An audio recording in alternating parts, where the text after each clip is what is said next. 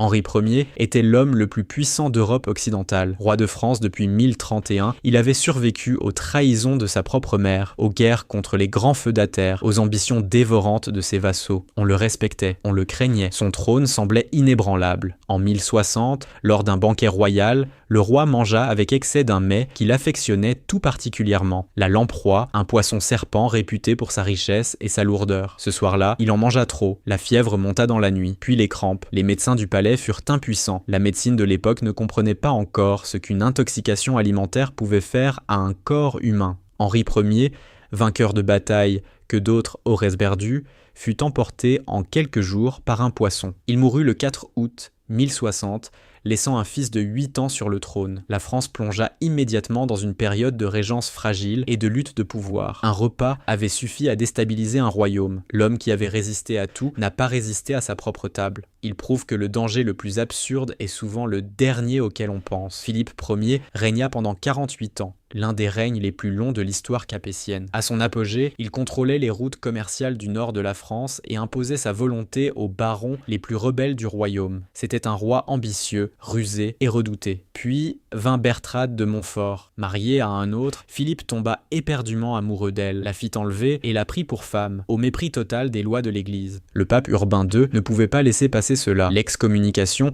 tomba comme un coup près. Philippe fut chassé de la communauté chrétienne, ce qui, au XIe siècle, équivalait à une mort sociale et politique. Ses vassaux se retournèrent contre lui.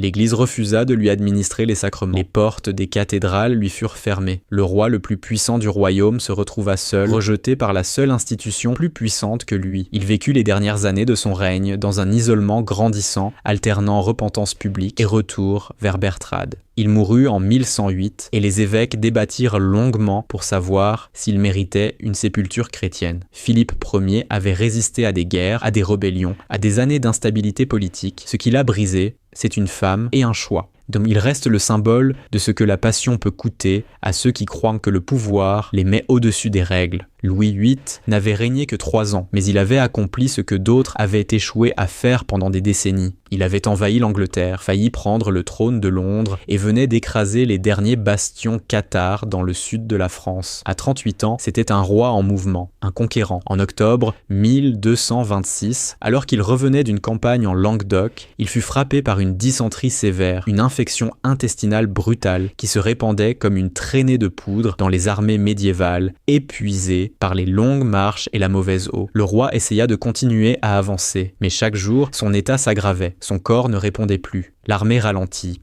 Les généraux regardèrent leur roi mourir sur une civière, en rase campagne, loin de Paris, loin de sa cour, loin de tout ce qui lui appartenait.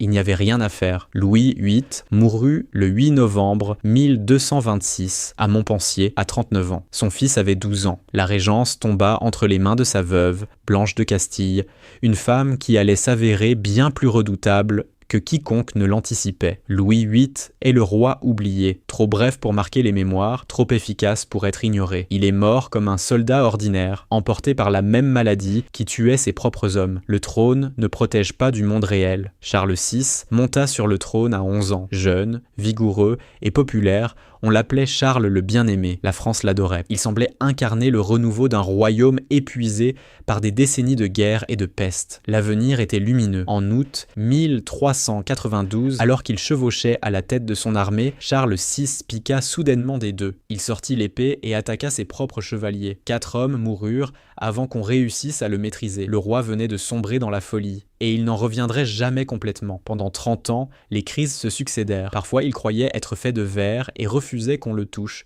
de peur de se briser.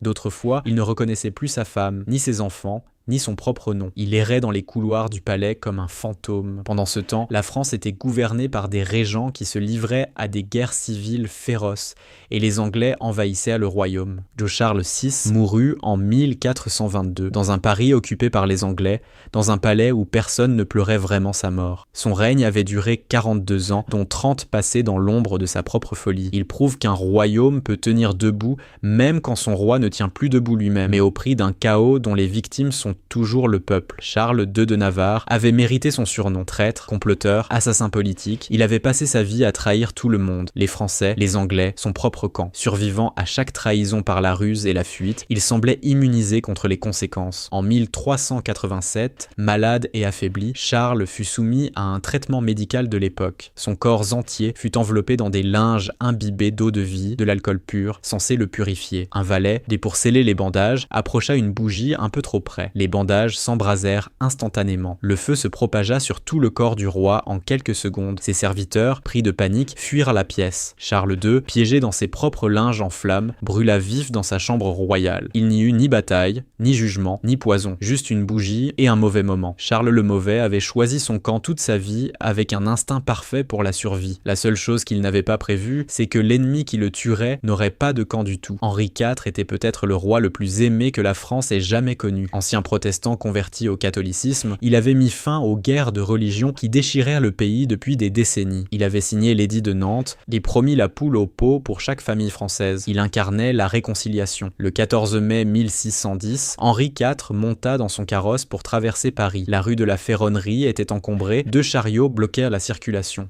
Le carrosse s'immobilisa. Un homme nommé François Ravaillac s'approcha. Il avait un couteau. Ravaillac bondit sur le marchepied et frappa. 1 fois, 2 fois. Le premier coup transperça le bras du roi. Le second lui perça le poumon. Henri IV s'effondra sur les genoux du duc d'Épernon. Il n'eut pas le temps de crier.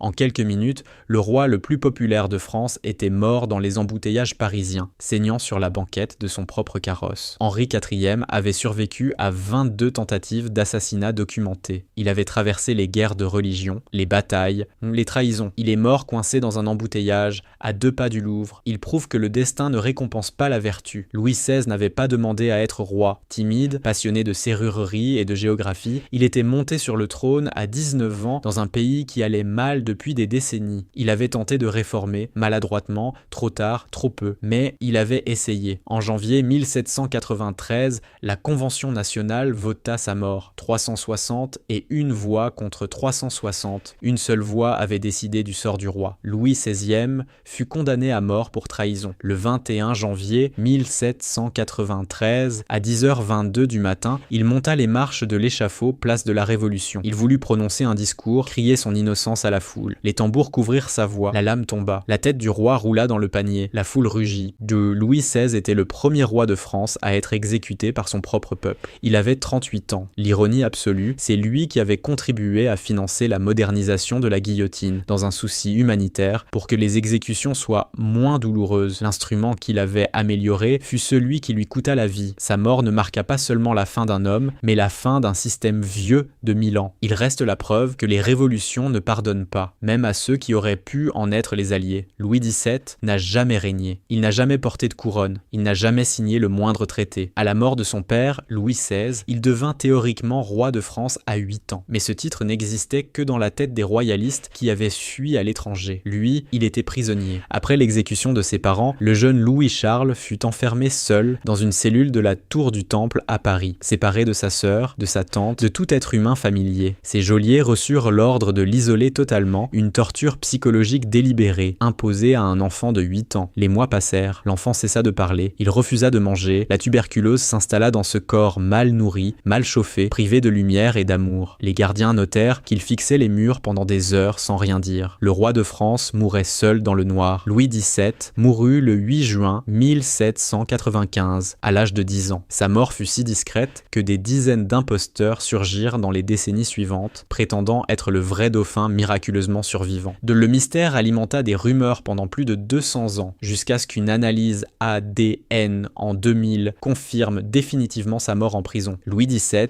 n'est pas un roi, il est une blessure. Il est la preuve que les révolutions, dans leur violence, ne font pas le tri. Elles emportent aussi les enfants. Son histoire reste la plus sombre de toutes, non pas parce qu'il est mort en combattant, mais parce qu'il est mort en attendant que quelqu'un vienne le chercher. Personne n'est venu. 8 rois, 8 façons de mourir. L'histoire de France est pavée de couronnes que leurs porteurs croyaient invincibles. Si cette vidéo vous a intéressé, likez, abonnez-vous et laissez en commentaire le roi ou la figure historique dont vous voulez connaître la véritable histoire.